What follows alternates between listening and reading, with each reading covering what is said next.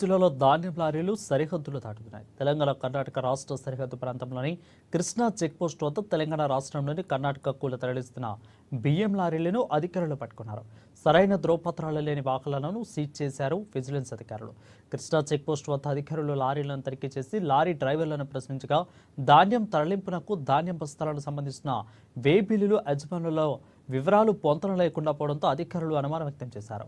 దీంతో లారీలను కృష్ణా పోలీస్ స్టేషన్కు తరలించారు.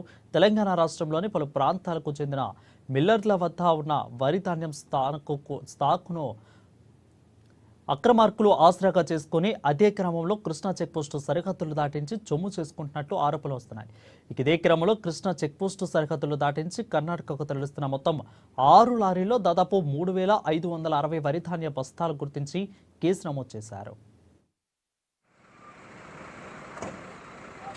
నిన్న సాయంత్రం 4 గంటల సమయంలో హైదరాబాద్ టీమ్ 2 వాళ్ళు విజిలెన్స్ వాళ్ళు నమ్మదైన సమాచారం మేరకు కృష్ణా తై రోడ్ దగ్గర కాపు కాసి మన రాష్ట్రం నుండి కర్ణాటక ప్రాంతానికి సుమారు 3,568 బస్తాలు 40 కిలోల బస్తాలు తరలిస్తున్న సమయంలో వాటిని పట్టుకొని పరిశీలించగా అందులో ఉన్న డ్రైవర్ దగ్గర ఎటువంటి ఆధారాలు లేదు.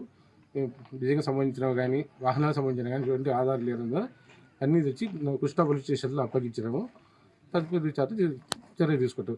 విచారణ తర్వాత మొత్తం 6 లారీలు, అవి కరీంనగర్, మిర్యాలగూడ, నిజామాబాద్, మహబూబ్నగర్, నారాయణపేట్ తదితర ప్రాంతాల నుండి 6 లారీలు 3,560 40 కిలోల బస్తాలు మన రాష్ట్రం నుండి కర్ణాటక రాష్ట్రానికి వెళ్తున్న సమయంలో విజిలెన్స్ వాళ్ళు ఆపి అడ్డగించి చెక్ పోస్ట్ దగ్గర ఆపి పరిశీలించగా అందులో డ్రైవర్ నందు వాహనాలకు సంబంధించిన కానీ ప్యాడీకి సంబంధించిన కానీ ఎటువంటి పత్రాలు మాకు సమర్పించలేదు.